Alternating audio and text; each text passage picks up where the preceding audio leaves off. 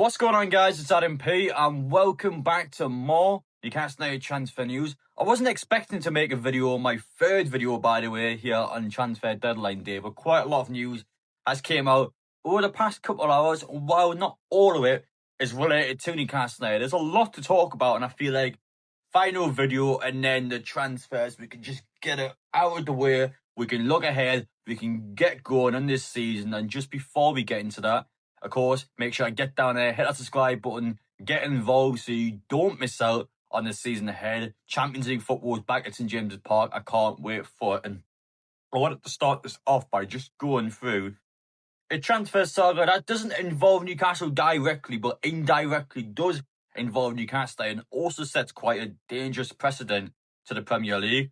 Mark Gay to Liverpool is off.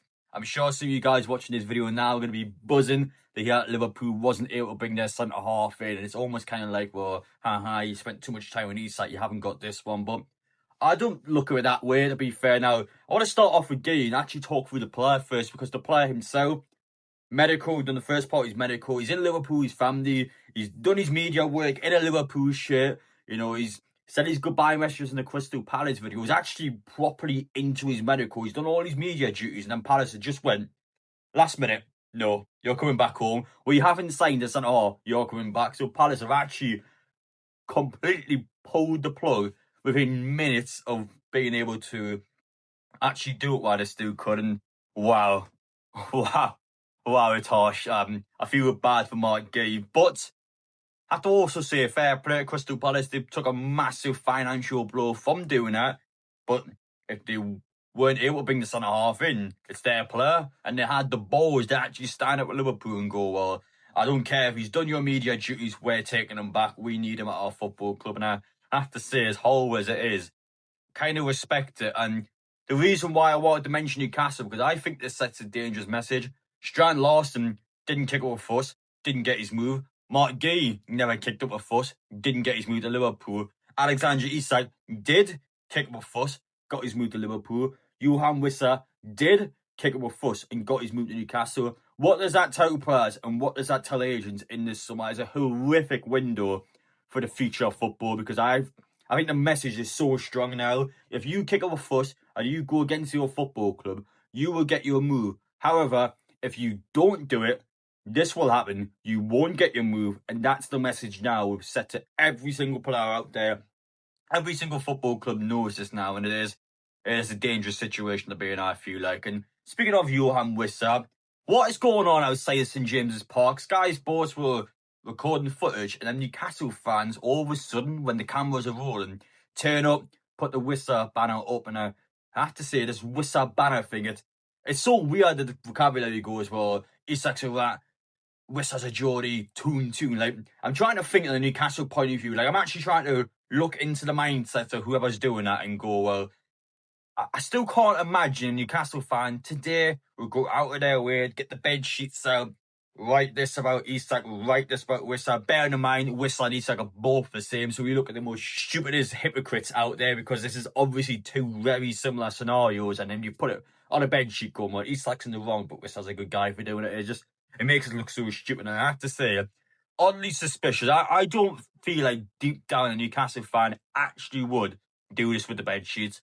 I'm almost willing to say it's either someone just pulling a prank, whether it be a Sunderland fan or someone like that, but I just feel like it's an opposition fan, because again, they know the camera's rolling from Sky, they know Keith Downey and Sky Sports are at the top doing their videos, and someone's kind of like, well, I'm going to go over here and I'm going to get the attention of Sky Sports, and whoever's doing it doesn't come across as a Newcastle fan, in my opinion. And I might sound like a conspiracy theorist by going about that, but I honestly don't imagine any Newcastle fan doing this. I actually think it's just not a Newcastle fan, and that's my take coming out from that. And as for potential signs Newcastle could have sorted out, Osula off. Osula's not going at all to Frankfurt. It was quoted first by like Craig Cup, £30 million deal you're talking, and the actual ability to be able to buy the player back, and it didn't sound like to be a case from Frankfurt. Opposition sources had claimed it would have been a loan deal with an option to buy, so there's a massive difference between the two, and in the end a deal wasn't able to be completed, so we saw that staying at Newcastle. We weren't able to pull off the big sale, and I wouldn't say it's a negative. I feel like the sale need to happen in my point of view. I had my chance now, I would have sold Osula, but I would also say it's not a bad thing that we haven't sold him because, well, if Newcastle did sell Osula, 2 strikers, that's it. 1 striker when Yoane Wissa goes out to the African Cup of Nations. So even though I don't feel like, well, Osula's ready yet, he is there. That is an option there, and that is a player Newcastle can still use. 3 strikers we have. He hopefully will have time to develop this season. I've just not been that keen on them so far, which is why I was willing, especially with a buyback clause, I was willing to let him go out there. I feel like that was a good thing to do, but in the end, hasn't happened. So be it. I'm not going to kick a fuss about it. It is what it is. We'll talk a lot more about it tomorrow when I actually go through and rank the transfer window itself. Yoane Wissa's still not completed yet, and what I mean by that, Newcastle has lodged a deal sheet with the Premier League to give them extra time to push through Yoane Wissa's £55 million transfer to St James's Park. And what I mean by that is deal's still on, deal is still going to happen. It's just Newcastle before 7 p.m. has to lodge to the Premier League. This is the deal that's going to happen. So Newcastle then has all the time they need to get this deal sorted out. It's not, oh no, we've missed the deadline. We've done it within the deadline. There's no issue with the transfer. It's just Premier League has to be taught. Newcastle's lodged the paperwork in there. That's correct. You're allowed to do that. And it's just simply sorting everything out. Not an immediate rush to do it. You've just got the time to do it. The Premier League is lenient enough where if you complete a transaction before 7 p.m, you are allowed to go for all the formalities. You're allowed to do all the medicals and just get everything sorted out with a player. That's a good thing. So don't worry. Even though you would have seen something like that, it makes it seem like it's going to go off. It's not going to go off. Sources are very clear that the deal is going to go through. It's not a Mark Gay situation where Brentford, even though they haven't got a striker, they're not pulling him out like Mark Gay was pulled out of Palace. And I hope that Palace situation hasn't encouraged Brentford to do that. But the implications and the word is that that's not happened. It's simply the case of Newcastle just getting it sorted out. And this is also a player who's actually travelled 250 miles through the night just to get to Newcastle this morning, just to even give himself the opportunity to join Newcastle, which a player clearly wants to be there. And I have to say, I can't wait to see Yoane Wissa. I honestly can't. He's a player that is eager to be here. He's ready to go. And I know Liverpool fans have mentioned ISAK stuff. I don't agree with either side. But ISAK's not a Newcastle. Wissa is. So, of course, I'm going to support Wissa. Of course, I'm going to support the player. That's just how football fans are. We are fickle. I'm not going to deny it. That's for messages from the club. So, Jamie Rubin has now since issued a statement.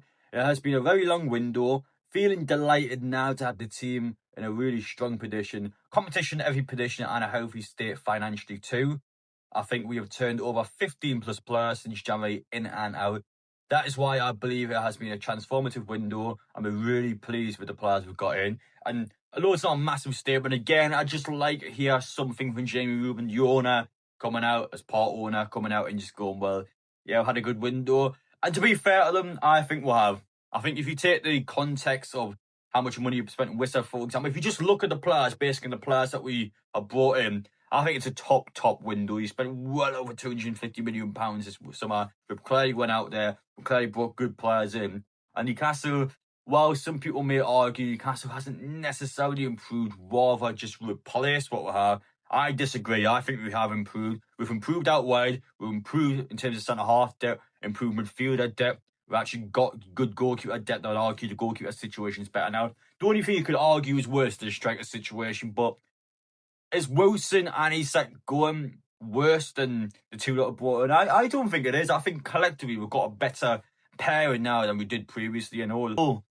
And even though losing ISAK's big, I think we've improved. I think we have improved as a squad. I think it would be harsh to suggest that we haven't. And I guess for my final words going away from this video, I think once the noise has calmed down, once everyone watching now, a few days, sleep on it, take it in, have your own opinions to yourself in the back of your head. A few days, I'm telling you now, once the next match is approaching us, I think people will be happy. I think people look back at this transfer window and they'll be pleased that they sorted the mess out. They'll be pleased that they brought these players in. And we actually have a full team of players that want to be here. You're not keeping a player who's looking for a way out. Every single player at this football club wants to be here. And we have just made a Premier League record-breaking sale on a player. So when you look at the situation now, I have to say Newcastle isn't a healthy situation. I think we are. I think to suggest otherwise. I've even heard actually today, for example, I'm out and about, if people getting interviewed, actual reporters and journalists outside the club shop interviewing fans, how optimistic are you after selling Isak? I couldn't believe it. That was a question one of the journalists had asked to fans. How optimistic are you after selling Alexander Isak? On what planet are some of these reporters on?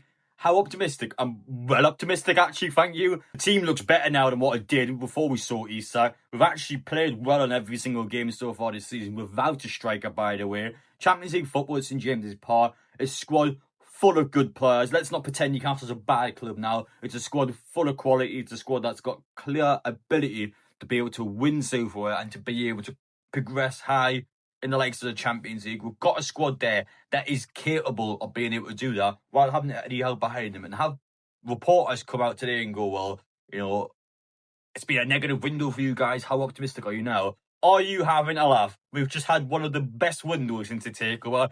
We've sorted the key areas out and we've brought good players in. I just don't get how reporters and media are spinning this out as if Newcastle's had a horrific window. On what planet are some people are? I think it's been a brilliant window. And I feel like people and media personnel have actually misjudged how Newcastle fans feel. And I feel like they misjudged the situation. You have to say, Isak going and the players we have are all positives. They're all positives. The club will clearly progress now. The club will clearly do well now. And I have to say, I'm happy. About as happy as I can be. So, yeah, that's about it for me. Let me know your opinions down below. Do you feel like Newcastle's had an optimistic window? I can't believe some people even felt otherwise. I think it's been a great window. But do some of you guys disagree with that? Does anyone watching this video feel otherwise? Let me know down below. Appreciate it. Take care. And, of course, got videos out tomorrow. We'll get through it all. A lot of news tonight. Interesting news, but Mark Gay, probably the biggest bit of news, even though it's not even Newcastle related, but Liverpool have missed out on their key sign. They've had a chance now, Isak or Gay falling through. They would have picked Isak. They wanted Gay, they haven't got him. Big moment, real blow for him and a real blow for Liverpool this season.